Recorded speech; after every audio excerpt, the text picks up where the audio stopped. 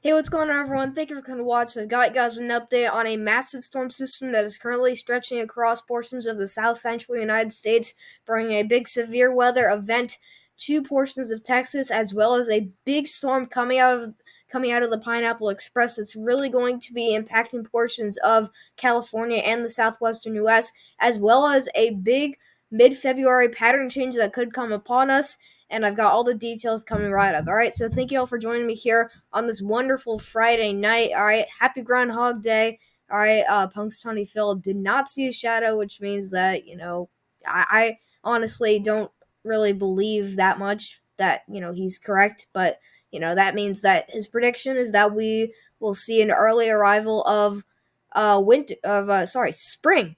All right, so maybe something to look forward to. I don't know, but let's get right into things here. We got a big update coming up for you guys here, and we can already see that we're dealing with a big storm system here in the south central United States. Look at all this thunderstorm activity really just blasting through portions of Texas up into Oklahoma, and even as far north as Kansas is where we're seeing some of those thunderstorms. We'll zoom in for some of these areas. You can see Dallas right now getting hit by a pretty big storm. We actually had a few tornado warnings on and off today.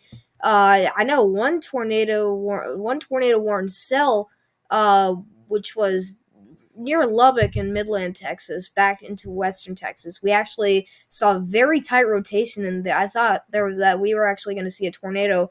But right now we are seeing a line of very strong winds right now. Some of these winds will be over 60 miles per hour. This is heading right for the DFW area, so especially areas up north where you see this kind of bowing out a little bit, right towards Newton and Wichita near Oklahoma. All right, or Wichita Falls. All right, this is where I think the strongest winds will be. It's on that southern side, right into here where my mouse is.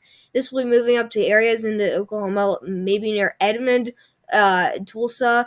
All right, and then I'm sure Oklahoma City somewhere in here. So just be ready, guys. I think some of these areas will on the line will be impacted pretty hard by this. All right, and then on the backside, you've got just the remnants of what used to be a massive storm system here in the west, which currently you can't see it on radar, but this is all the energy left from it. This is actually trying to phase with your main low, which is right here. And this is basically all that we've got going on. Everybody else is staying dry. Everybody else is just a little chilly. Yeah, that's pretty much it. All right. So we'll take a look here at our alerts. And one thing you'll notice that's different from the past days is look at this. Look at this pink. That is a severe thunderstorm watch. And it's been so long since we've had a severe thunderstorm watch. So thank God the severe weather threat has, just been lower in the past, few months. All right, really since the summer we haven't had, any major severe weather outbreaks, if you want to put it that way. But as of right now, you've got a severe thunderstorm watch going out for portions of northern and central Texas, and this is going out until midnight Central Standard Time, I believe. All right, and so you can see south of that, I think we've got a special weather statement for some thunderstorms that could be strong, and this may also be a storm watch, but I think that's just for the coastal waters, all right, out here by the Gulf. But anyways, you've got into the panhandle of Texas, though. I've been watching this very closely, guys. I might even, I might make a separate short about this, but we have high wind warnings going out for these areas. Guys, we're expecting gusts that may reach as high as 70 miles per hour in some of these areas, so expect down trees, power lines, damaging winds just in general are going to really knock out some power, so please just be safe. I know this is definitely not a highly populated area, but even if you are in this area, please take this warning seriously. All right, you got wind advisories and high wind watches for this other areas of southwestern New Mexico. All right, on the in the western United States, you're very active. We'll start out here in just the mountainous regions, going up from western Montana, really down through Wyoming, and then into Colorado, the Rockies, and then just the entire western U.S. Those upper elevations are currently under winter weather advisories in your purple shade, winter storm warnings in your pink shade. Now, this is where things get very active, and you can see it's really just for the entire state of California. You've got aerial flood watches on the coastline. You've got high wind warnings for some coastal areas here, a few counties out there on the central coastline. You got wind advisories for surrounding areas of that. You've got winter storm warnings in the pink shade. it's all set and ready. All right, and then the areas near the Sierras, but points south, you've got winter storm watches in that blue shade. So very active times coming up. All right. One thing also to mention, is that you've got dense fog advisories for portions of the Dakotas down into northern and central Nebraska. So just be aware that some of the roadways may the travel on those roadways may be a little difficult due to lower visibility. All right, so getting started here, we're taking a look at a current SPC outlook. Well, we're up to a slight risk today. I think it was kind of unexpected because I honestly did not see this I didn't see this event going any farther than a marginal risk, but this was upgraded. It was very good that the SBC upgraded this threat, but there is a slight risk out for severe weather today. This is going out for portions of central and northern Texas, including Wichita Falls, Austin, Texas, San Antonio, Texas, areas just to the west, or sorry, east of Abilene, Texas, and to the west of Dallas and Waco, Texas. So there are some pretty populated areas in this risk. You got a total population for this risk area of over 5 million people. Surrounding areas are in the marginal risk. That includes more major cities and populated areas. But what's driving the slight risk? It's the tornado threat and the damage and wind threat. And then there's also a pretty high hail threat as well. So yeah, it's kind of a mixture of both. So let me tell you guys, the tornado threat definitely decreased by now. We only have a 2% risk of tornadoes. But guys, earlier today, we definitely had a significant tornado threat that was just, the atmosphere really it really caught everyone off guard, and we saw some brief spin ups. I don't think we had any confirmed tornadoes today, but we got very close a few times. We might have had a tornado, I'm not sure. We still got a 2% tornado threat going for Wichita Falls, Austin, Houston, and San Antonio, so pretty much the same overall area as that slight risk. And then damage and wind threat risk, you're up to a 15% chance. This is including Austin and San Antonio, Texas. But this is farther to the south and west. So you're in southern Texas, right around the Mexico-United States border. All right, that's where you got the 15% risk. And then in that brown shade, you've got a 5% risk. This goes up into northern Texas and into southern Oklahoma, where you have Fort Sill. All right, in Oklahoma included in that risk. Now the wind threat. Now I think that this is really what's the most concerning portion of tonight's severe threat. And you got a hatch risk for damage and wind gusts. All right, you can see that you got a 15% hatch risk for areas right there in the southwestern Texas. But look at this in this yellow shade. That's where you got this slight risk. This is including San Antonio and Austin. Surrounding areas, you're in a 5% risk, which is signifying the brown risk. I think that damage and wind threat, though, I think it's just going to be a little bit farther north. I think it's going to be in the areas near Norman, Oklahoma, Fort Sill, Wichita Falls, just that area in general, because we saw how the bow echo started to really get going there on radar. I think just if we see that continue, guys, I think we're really gonna have a good shot at seeing some big damage and wind gusts. All right, tomorrow you have a marginal risk for the coastal Gulf Coast here of Louisiana and Texas. Nothing too crazy. And then as this goes into Florida, we're watching for areas near the Florida Keys and southern Florida to see some severe weather action there. We've got Fort Myers, Miami, and Tampa all in that marginal risk. All right. So we take a look at the NAM 3-kilometer model. We're looking at what's driving these storms, what are the characteristics, and what we could expect going forward from now into tonight and then tomorrow. So here we go. This was 7 p.m. Today, all right? So just a few hours ago, we had storms starting to fire across portions of Texas. These were your severe warned storms and your tornado warned storms, these cells back here into eastern Texas. But just get ready because these are going to load and explode just getting into tonight. And we're still seeing the storms fire up. So that's why we still have a small tornado threat, because some of those storms that are still yet to develop, those may be rotating, all right? So you can see here by 9 p.m., this is where we are right now, 10 p.m., you can see we got more of a conjoined line of storms, if you want to put it that way, but we're still not seeing that complete, damage and wind gust line here. But you've definitely got a strong storm. You've got a centralized low pressure. This is bringing very heavy snow and strong winds into portions of Colorado. All right, this is pulling up a lot of moisture from the Gulf, so Cape levels will be high.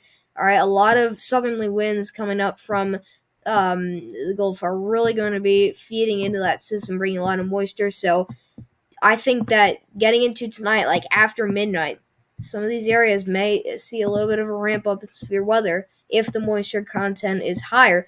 All right, but you can see you got storms firing across areas of Texas, Oklahoma, and portions of western Kansas. But getting into tonight, look at this line of storms. This really, the gradient gets very sharp here, very tight. And so this moves right across the DFW area uh, into northeastern Texas, guys. And this, I mean, this looks pretty concerning. I think that we're going to see some very strong winds tonight. Still some rotating supercells, and I think we may even see some large hail still through tonight. But this is just going to be up into Texas and Oklahoma.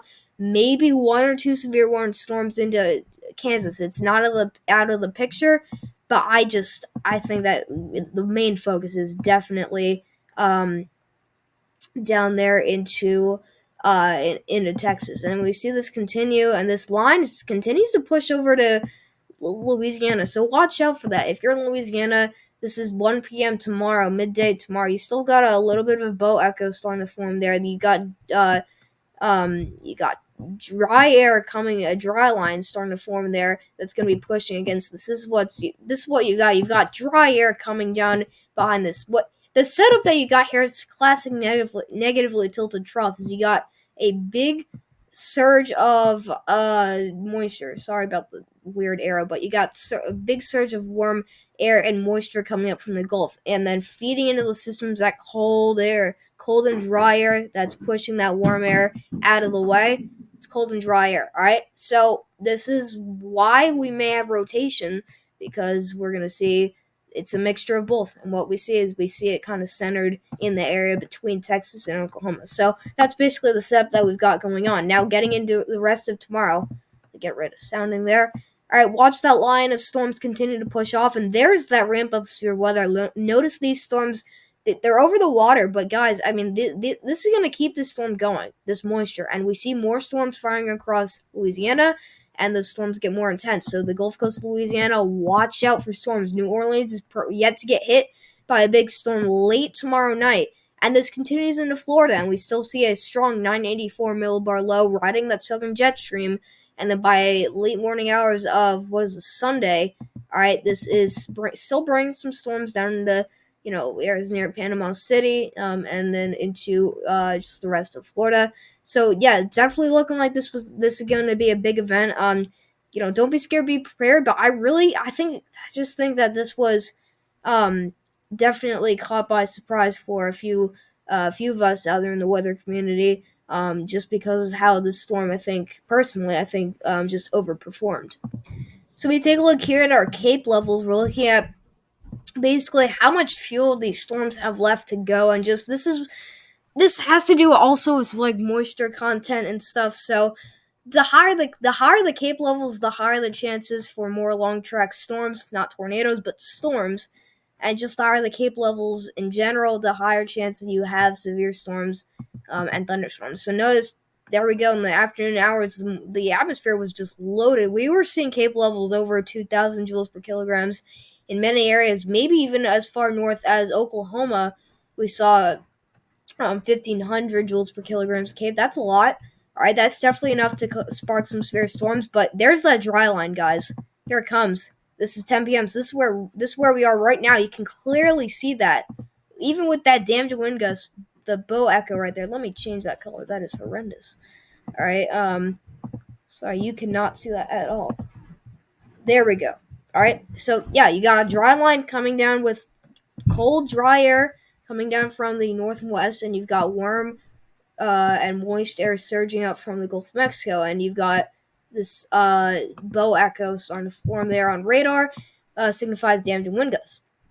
Now, getting into tonight, we still have Cape levels that are rising, all right? They're getting pretty close to about 2,000 joules per kilogram in some areas, and, this you can see this line of storms, or just, the Cape levels that are left, start to break apart a little bit more, and we see not nearly as much, or not nearly as organized as a system than what we have back into basically where we are now.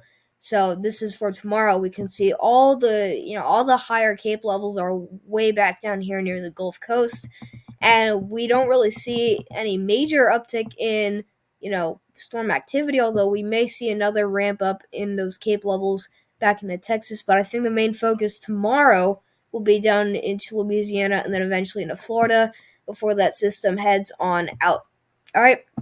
So take a look here. Now we're looking at the southwestern United States, guys. We got a big system on our hands.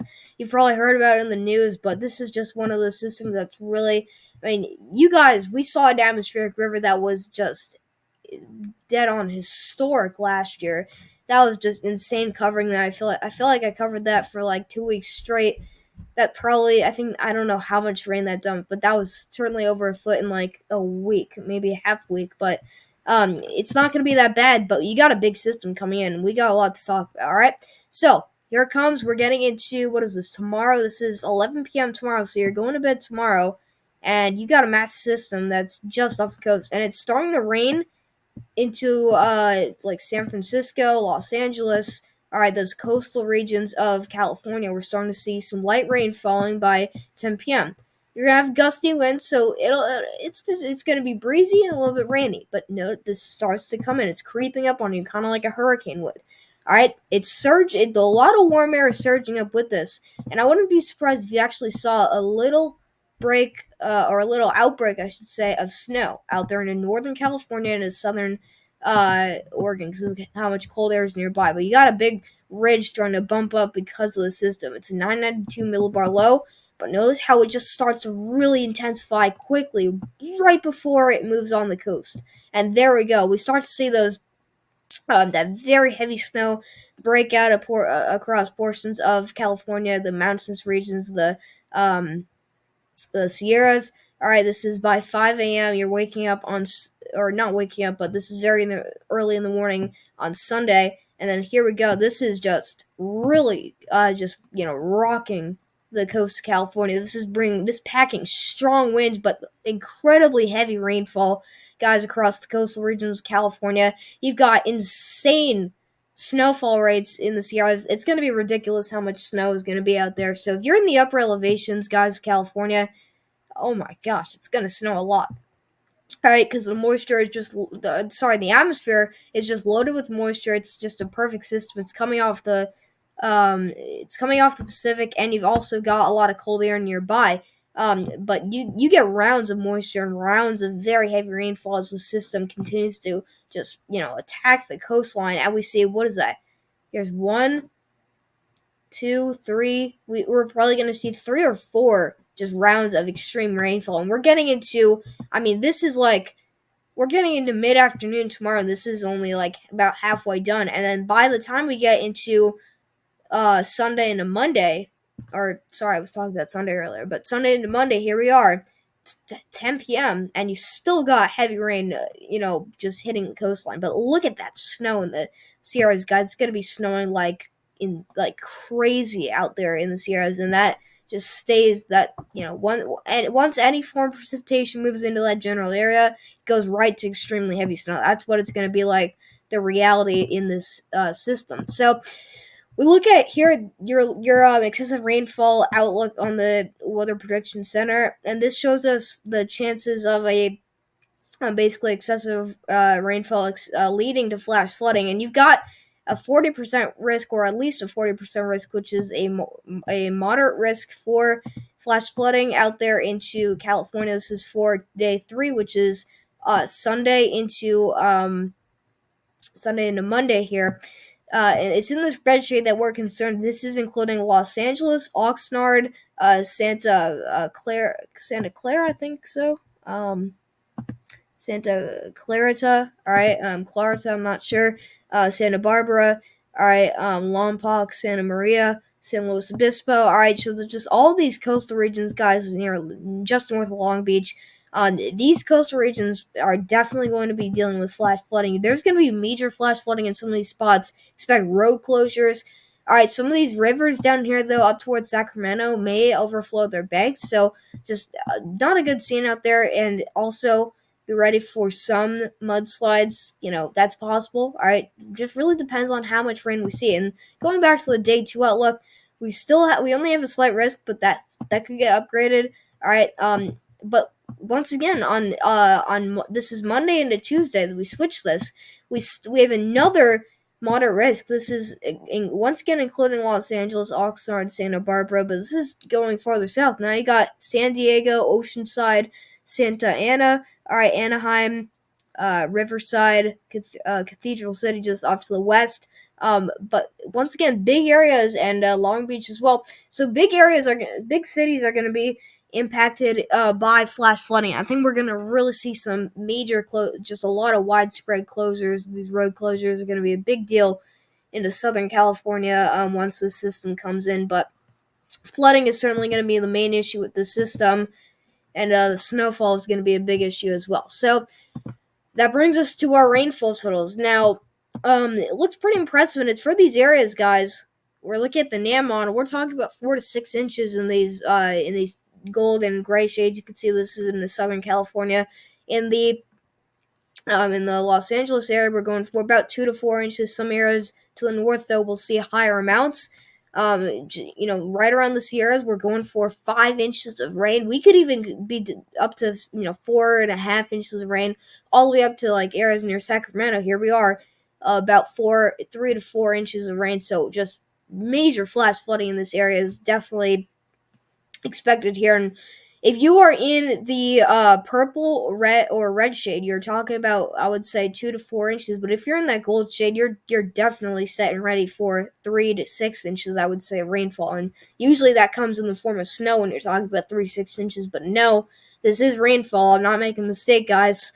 No, we are talking about rainfall, and this is just insane how much rain is going to fall. Even into Nevada, we're still talking about potential for up to 2 to 4 inches. And then areas up to the north will still see, maybe anywhere from half an inch to an inch of rain from the system. Now, if you look at snowfall totals, it's ridiculous. I mean, look at this, guys. Into the Sierras, this is like we could get up to maybe as high as 4 feet of snow in the Sierras. That is insane. I mean, yeah, I'm sure none of you guys watching, I don't think a single person here watching has seen a single snowstorm dump this much snow. But this is why the upper elevations of areas can affect a system so much, the outcome of a system. If let's say that this was regular elevation here. All right, this was just like Los Angeles, which is, I think Los Angeles is slightly elevated. All right, I mean, you'd probably see you probably wouldn't even get close to an inch of snow. And if you're in the upper elevations, a few thousand feet in the air, look at this. You're up to you're going for here it is, like 4 feet of snow. That is insane. All right, but we're going for 3 to 4 feet of snow. I can't believe I'm even saying this, but 3 to 4 feet of snow for areas of the Sierras. So, I mean, there are going to be blizzard conditions. It's going to be impossible conditions to drive, whiteout conditions. I mean, nobody should be driving out here anyways, all right? It's just crazy. 4 feet of snow. So it's going to be like, the snow is going to be, if I were to be out here, guys, all right, if I were to be out there in the Sierras right here, all right, 47 inches, all right, if I were to be out there, the snow would probably be up to my nose. So imagine me just standing on the street and you see me, all right, the snow's going to be that high. It's going to be that high. So, I mean, it's unimaginable. You can't think of it. I have trouble imagining it. But obviously, the coastal regions will not see any snow. All right, maybe some pockets tiny down here, and these are mountains as well. But still, these mountainous regions, there you go, 40 inches of snow. We're getting back up to 3 feet of snow. I don't even want to mention that again. But there's that segment of Northern California. This is going into Southern Oregon that I'm talking about for a potential for some snowfall totals that could get higher. And here we go. I mean, 1 to 2 feet of snow is possible, but even surrounding areas will see a few inches of snow. So, be ready, guys. I think some of you guys may be taken by surprise with the system. Even in Nevada, we're still talking about 5 to 7 inches of snow, with areas closer to California seeing higher totals. But, man, is the system just going to bring some big-time impacts to this region of the United States. So we move on here to the European model. We're taking a look at this big pattern change. This is our 500 millibar height anomalies, basically showing us where above average temperatures and where just pleasant conditions are, and where below average temperatures and storminess is. All right. So this is your pattern right now. We're entering a pattern where we're going to be talking about a big old ridge that's just going to be blocking out everything that's stationed across areas of the northern United States into um, Canada. And this is what we got here. This is your high pressure ridge. All right, and it's moving. It's kind. I think it's rotating like this. All right, it's rotating like this, so it's bringing just more calm conditions, if you want to put it that way, for portions of Canada. But now watch these blues, guys. These blue colors signify storms, and you've got El Nino in full swing right now. Excuse me. So basically, what we've got is you got an extended Pacific jet stream, and there's the atmospheric river. You've got storms just riding the jet stream. But let's say some of these storms make it across the country, and if this ridge can skedaddle quick enough, we'll see some more opening up there for room for cold air to move in and meet up with the system. We're not there yet. We'll take this out to Sunday. Sunday, we don't really have a change, but we got more active storminess there across the southern United States. That ridge gets stronger in the north, so this is going to be your driving pattern. This is going to be probably the strongest point of it, which would be by Sunday. But notice how this quickly starts to fall apart. This ridge starts to quickly move east, and boom, there the pattern has dropped. All right, this is right here. When does the pattern drop? Well, probably about the 7th, which is Wednesday of next week, to Thursday. We go from warm air, above average temperatures, and pleasant conditions in the north, cold air and storminess in the south, to ridging in the east and storminess and just cold air in the west. That's going to be the pattern, but that's going to stay with us for a little bit, all right, very little. But this is really this is what we're talking about with that big pattern change. There's actually two pattern changes going on in front of us. We got that one that's going to end this pattern that we're in right now, and then that one's going to end getting into about mid-February. So here we are, February 12th. This is a Monday of a week and like 3 days out. All right. You don't really see any major ridging. You got a little bit of a ridge starting to bump up there into on the western United States. This is definitely a big pattern change. I'll explain this to you guys. So basically, what you've got is you got that northern branch jet stream. Here it is. You've got cold air with storms starting to, kind of bring cold air down into areas in the central Pacific. That's nothing really that's too important. This is what's important, though. You've got warm air surging from the Pacific, bumping up into a ridge here in the western United States. That's huge. The fact that we don't have a ridge out here into the northeast, but we have a ridge in the west, that is going to allow for that cold air source to open up. And what we'll see, room for storms to move in, but we see cold air as well. So the fact that you still have that active southern Pacific jet stream, and you've got cold air diving down to the eastern United States with room opening up for storms, once those three things combine, you've got yourself a pattern that's going to lead to snowstorms. So the models are about to go crazy. We're going to start to see some ridiculous runs on the GFS, on the European model. We're just going to see a lot of craziness, and I think we will see one crazy storm eventually if we see this pattern unfold. All right, and I want to go forward because the model agreement on this pattern change has been incredible. It's been so strong, guys. It's really since since the extended models were starting to show this.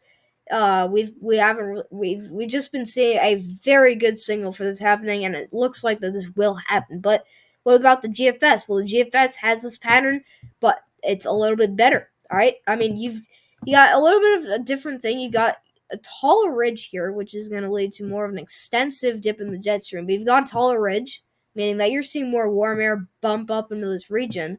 All right. But you've got a little bit of a blocking high starting to form here in the um, into portions of Canada here. All right, so the fact that you've got a high pressure up here, that's gonna keep these storms farther south. That is actually going to be helping us. So we actually do have a still that this pattern that the GFS is supporting. All right, this would still be a supportive pattern of snowstorms. Now we see cold air still being able to dive down. These blue colors here, that's signifying um, troughing. That's going to lead to storminess, and the cold air that's just going to open up and lead to more storms, more snowstorms potentially. You've still got that active southern Pacific jet stream, and yeah, everything just looks right here for storms. All right, and you've got many storms on the way here. Notice that. All right, what is this like? Excuse me. You got 1, 2, 3, 4 storms. So this is this is a great example of what we may be dealing with mid-February. That's your February pattern change that we're talking about. That's huge, guys. This is really going to be affecting us big time. And we see that pattern continue. That ridge just continues to spike there in the west. All right, now we're getting very far out, but still, I do think that we're going to see this pattern, stay with us for at least a week. Probably the second half of the second week in February to the third week in February. Now, temperature anomalies? Well, here we are right now. We're very warm. We're way too warm there in the central United States and the northern United States. But notice how that quickly changes. We start to see some cold air start to be able to move in. That's all when that pattern change happens. Here we go. That cold air starting to dive down into the northeast. So yeah, the signal for this pattern change is all over the models right now. And I don't think that this is really going to slow down. I think it's just getting too late. And I think it's really this is just what's going to happen, guys. And I think this is really going to cause models to also go off on just, some crazy model runs that are going to show big time snowstorms that it's going to raise the hype. There's going to be a lot of hype in the weather community. All right. I hope that I don't get engulfed in that. All right. But I swear it's going to be the GFS, I think, is going to show a storm at least 300 hours out. And it's going to be like just crazy intensity snowfall, probably as early as next week. All right. So for the final part of the update, we just take a look here at your current temperature outlook based off of this is the Climate Prediction Center. They've issued this for February 8th to 12th. They issued this today. All right. So what we see, this is that pattern that the short-term pattern, all right, or I should say the next pattern that's going to be very short. All right, what you'll see is ridging in the east. This is that ridge that's going to be moving out. All right, we saw how on the 500 millibar height anomalies, we saw the ridge that's stabilized over Canada in the north. That's going to stay with us for a few days. Then it starts to gradually move off to the east. Well, that's what we see here. This is that midway point. This is where your high pressure is. And there you go. You got above average temperatures forecasted on the Climate Prediction Center. This is about an 80 to 90% chance of above average temperatures there across portions of the Great Lakes, the entire eastern U.S., and about I would say 70 to a 90% chance of above average temperatures. And in the in the west, all right, this is where we have below average temperatures. We're getting down to as low as 60 to 70, maybe even 70 to 80% chance of having below average temperatures in the west. So this is when you're finally going to see a break in this big warm up that we enter with into February. But I really do think that winter is still with us. It's not leaving us, and I don't care about what Punxsutawney Phil said. Don't care about what everyone's saying about winter being over and that spring's coming early. No, it's just a big pattern, a big warm up that's ugly and we don't like it. But we got a warm up, we got a pattern change coming that's gonna cool us down again, and I think snow is gonna come back. For those of you that are tired of the snow, well, I mean, enjoy the weather that you've got right now, because it's just gonna go back to how it was, just 2 weeks ago, where we had like 3 snowstorms in a week. All right, but that's all I got for you guys. Thank you so much for coming to watch. I'll see you guys next video. All right. So once again, just stay tuned. I got more updates on the way for you guys. We'll talk about just the latest model guidance, whenever I do an update, and obviously we'll keep watching the severe weather event Let me know what you're seeing out there, especially if you're impacted by the storm. I'd love to hear what you're hearing, what you're seeing if you're out there into California. Otherwise, just I'd appreciate comments down below. Please consider subscribing. All right. And like the video if you liked it. All right. And yeah, so that's pretty much it. So thank you all for coming to watch. I'll see you guys in the next video.